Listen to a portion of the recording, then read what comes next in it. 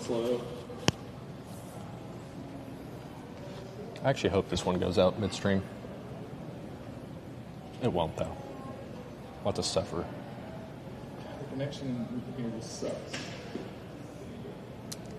A little bit like the basketball team. All right, go ahead. 2,000. And we'll go ahead and go. Well, I guess we have to do this. Oh my gosh, I am truly speechless about the current state of Kentucky basketball.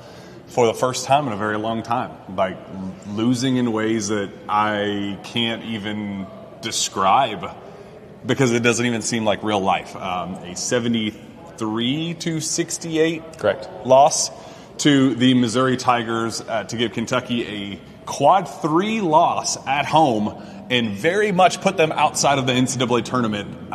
2 games into SEC play. Just an insane thing to say out loud, but a harsh, very real reality for us right now. Jack Pilgrim here with Zack Geoghegan. Shout out to our friends of Cole. We appreciate what they do. They are one of the very few bright spots in our lives right now as it pertains to Kentucky basketball. What the heck happened in those last 4 minutes, especially, Zack Geoghegan? Okay, so in the last 4.5 minutes, Missouri went on a 15-2 run. They got the balls to their scorers. Their scorers made shots. They got to the free throw line. They hit enough free throws. Whereas Kentucky just kind of poops the bed, to be honest. Didn't get the ball to their scorers, didn't get the shots they wanted. The final shot with 10 seconds left they drew up ended up being an off-balance fadeaway double-pump three-pointer from 21% three-point shooter Jalen Lowe. That did not hit the rim. If you ask Cam Williams in the post-game press conference about it, he would tell you that wasn't the play that everyone really wanted.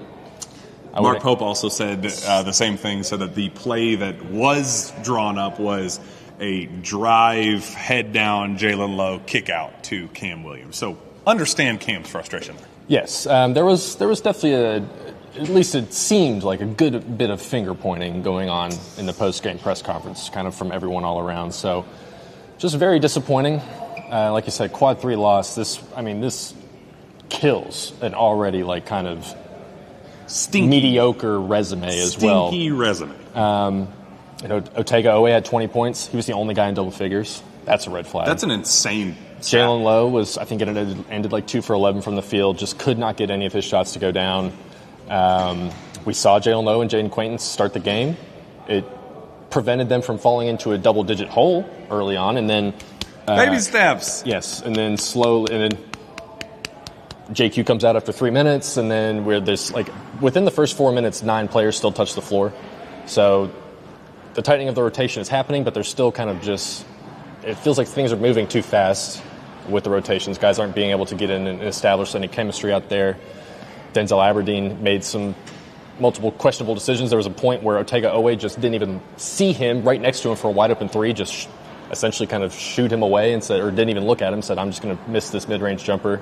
And it was Otega Owe hit a half-court buzzer beater from 3/4 court. That was one of the craziest things I've ever seen here. 75 feet away. It's a 75-footer, and then that actually cut the lead to just 1 point for Missouri going into halftime. And you're like, okay, there's some momentum. And then Kentucky comes out actually playing really well. Like the first, I don't know, they ended up getting up by 8 points or something like that throughout the second half. Like there was times where they had multiple opportunities to go up by double digits and put this game away and just could not do it. Like there was 2 different instances where Kentucky had back-to-back 6-0 runs that grew the lead to 7, 8 points, something like that, and they couldn't make it 10-12. And then there was even a point where Kentucky was up 3 with a minute and a half left, and both Jack and I looked at each other and said, "You score here, you win." Yep.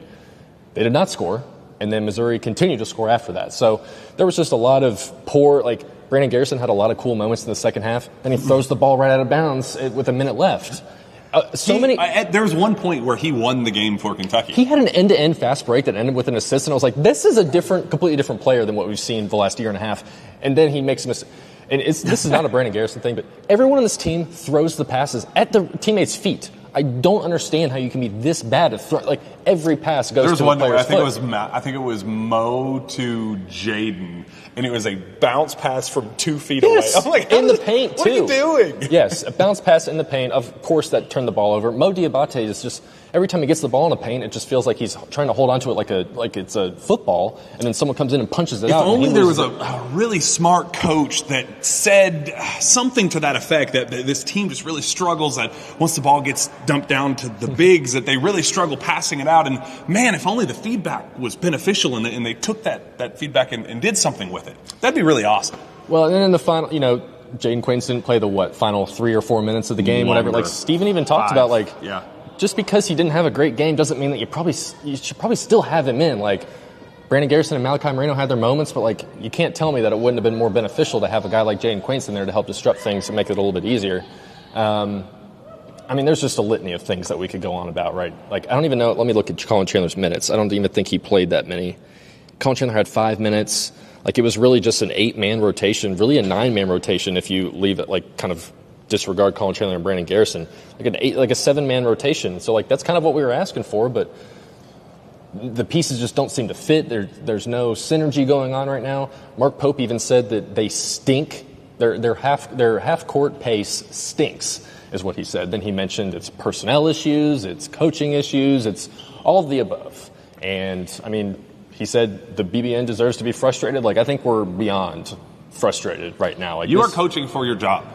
We need to understand what the magnitude of this is. We don't know, no time for funny, we'll get through. No, this is serious. They are at a crossroads where it is swinging back and forth and going the wrong direction in a way that they, at this pace, are missing the NCAA tournament. You brought up that personnel quote. You brought up the stinky pace and all of the things. A lot of pace talk in the presser. That was a lot of finger pointing back. Yeah, a lot of we can't execute. It's we're standing in molasses, so I can't get through to these guys. There was a lot of finger pointing back after, very interestingly, Mo Diabate throwing shots at the coaching staff. So we kind of have a very interesting civil war going on where coaches and players are now kind of throwing shade at one another in their press conferences. Whether intentional or not, it's happening. That's not the sign of as Mark Pope said, the closest locker room he's ever felt in his entire beautiful life, I think is the way he phrased it. Yeah, that's not the case. That is that, and to Malachi Moreno's credit, who also played very, very well, shout out Malachi, he said the right things after the game and said, hey, I believe in this team. We're going to come together. We're going to, you distracted me with Wendy's ads, Steven. Sorry, I'm trying to pull up the chat. Good grief. You guys want to look at the chat? I really don't, but if you see a good question, let us hear it. But Malachi said all the right things about, I have total belief. Everybody in that locker room believes that we're going to have our breakthrough. Because you have to say that. He said all the right things. Mark Pope technically said all the right things about, I know I'm not going to break. I know my players aren't going to break. But the actions are speaking much, much, much louder than the words. And even some of the words are saying, that dude is at fault for this. Yeah, I think, and just from watching the team on the floor, you can tell that there are moments where there's just a lot of a guy doesn't get the ball, he's come on, I'm sure a lot of that is just pure frustration because the team just isn't playing good basketball right now, but the body language is becoming something that I'm noticing more and more on the actual floor when the game is happening. Bickering and fighting that's being caught. There was sometimes that stuff is healthy. Sometimes that stuff is going good. Into the timeout, Mo and Cody Feger were screaming in each other's faces, and it got caught on TV. My wife sent me the video of it. Mo and Jason Hart were kind of getting into it as well. Did you see this? They the screaming matches, this stuff is real, man.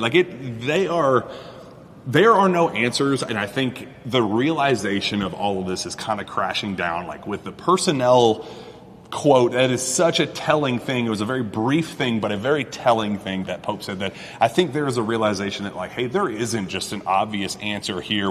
This isn't just about the health. This isn't just about waiting for the chemistry to get to a place. I think the smash mouth basketball was a roundabout way of saying hey, our offensive execution is absolute hot dog water, so we're just going to have to beat the crap out of teams with physicality and attack the glass and win by mucking things up, because any team technically can win in that way if they just commit to it. That's just a mentality thing. So I think we should have been seeing the signs when the only way to win basketball games was in 66-64 kind of fashion, where we're gonna have to play in the mud a little bit, and unfortunately we're drowning in that mud.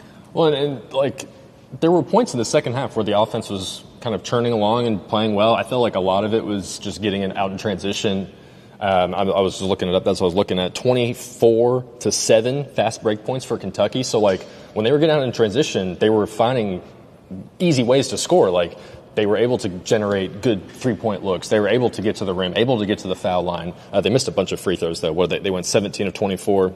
I mean, Missouri was 13 of 18, so I don't think that's necessarily the difference of either way, but just that last 4.5 minutes or whatever it was, like just everything that was working, they just stopped doing. I don't know if that was just how, who was getting the ball, if like just the wrong players were getting the ball, if they were trying to get they were getting the shots that they weren't trying to get, like, and I don't know who that falls on. It feels like it falls on everybody at that point because you're just taking bad shots. Like that's just kind of what it came down to, and you're just turning the ball over. And they actually started off like the first 15 minutes of that second half. Again, I'll say like I think the assist to turnover ratio was 2-1, so like they were. It was just so much better and so much more efficient in that first half. And then for whatever reason, many reasons, I'm sure it'll be fun to rewatch this game. Will it? Yes, it'll be fun for Zoom action. People hate watch, I hated watching today. It was brutal. So I don't know. I mean, they play again on Saturday. LSU or Mississippi State. Mississippi State comes to town. Josh Hubbard's going to probably come in here and he's going to shoot 30 3-pointers if they let him, and he'll try and do that. So, well, judging by our game plan in Tuscaloosa, it sounds like that's exactly up Kentucky's alley. Well, and what did Missouri even shoot from three? Like they were 6 for 17. Like they did, like Jaden Stone was the guy that was hitting all their threes. Like they actually did a decent job of defending the perimeter. Mark Mitchell, or was it? I think it was Mark Mitchell. He was just having his way. It didn't matter who was on him. Like he's good. I mean, he gets his ass down to like 6 feet outside the basket, and he's got a litany of moves that he can just sit there and go to either hand and score. So, he was tough to stop, kind of all around. And Jaden Quains didn't have a great game as well. In his first start, still trying to get his legs under him. But, eventually we're going to get to I think we're already to the point where we're running out of excuses of, the lineups and the rotations and the injuries and the slow starts and all that. That's all done. I'm trying to find some sunshine pumping things to look at, but we're one step closer to the end of the season. And what's the other thing is there's still 16 games left. So one game closer. You can think about that however you want. Like you can think of that as a good thing. Like, all right, they're halfway through the season now. Like, all right, let's see if they can finally turn things around. But there's nothing we haven't seen anything over the last 15 games to show us that they actually will get any better. So it's going to be just kind of, you're going to be living on a prayer at this point to hope that they can even get to 7 wins in the SEC at this point. How many?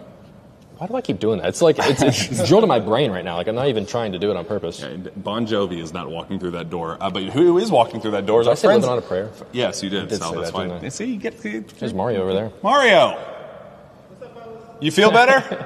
Not really. Me neither. He said not really.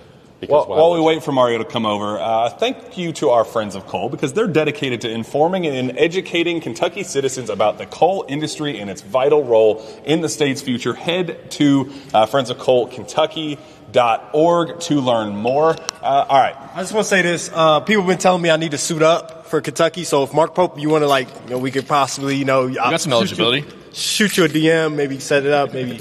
I don't know. That's what people have been telling me. That's all I got to say. Hey, I'll give you a run out there. Yeah. Appreciate that. Yeah. Let's see if you can get on the floor. Jasper Johnson can't even get on the floor, so we'll see if Mario can next time. Why is he not on the floor? You tell me, buddy. You tell me.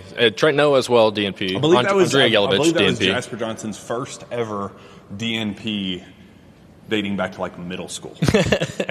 Never has that happened for him. Is there any space? We talked about crunching the rotation to 7. Is there any space to is Andrei Yelovich still on the team? I don't know. I'm genuinely curious about that. Trent Noah, Jasper Johnson. Is there any space for?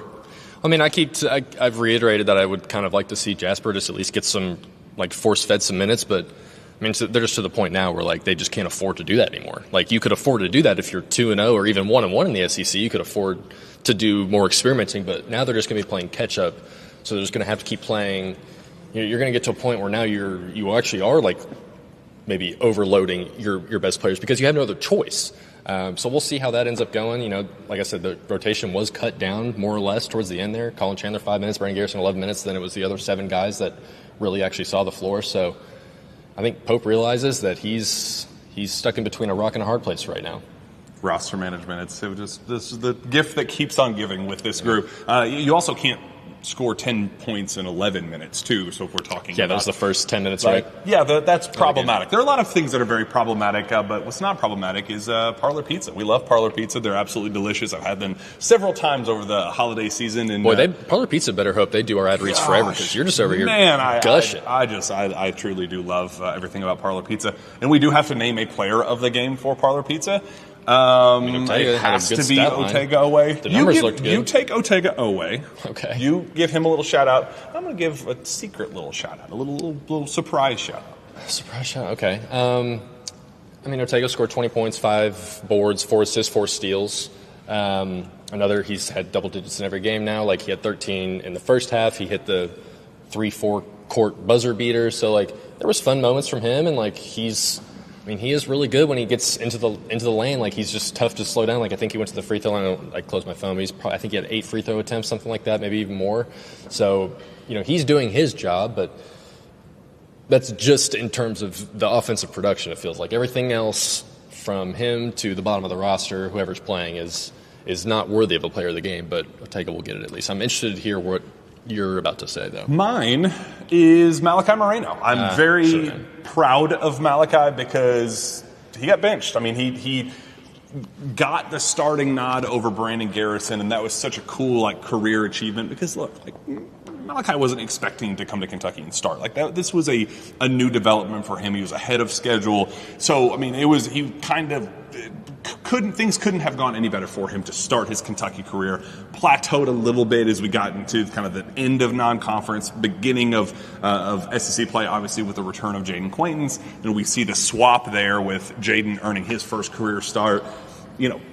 Really, it could have been easy for Malachi to take a step back and get in his head and say, hey, now I'm scrambling, I'm off the bench. He used his minutes and became a difference maker and one of the keys to Kentucky getting up 8 in that second half and made some unbelievable plays and created space with his, using his body in the right ways and finishing around the basket and blocking some shots and rebounding hard. He did a lot of really, really good things and it could have been easy for him to not have a great game. So shout out to Malachi Moreno, my Parlor Pizza player of the game. But we should probably. Funny, the thumbnail has stayed the same. We switched it out there at the end, so it still says Kentucky beats Mizzou on the thumbnail. So that's fun. Nice. Yeah. So we'll have to change that. Bad jinx. We should probably try and sneak in here so we don't get locked out. All right. Well, that sucked. Shout out Parlor Pizza. Shout out Friends of Cole. Hopefully things get better.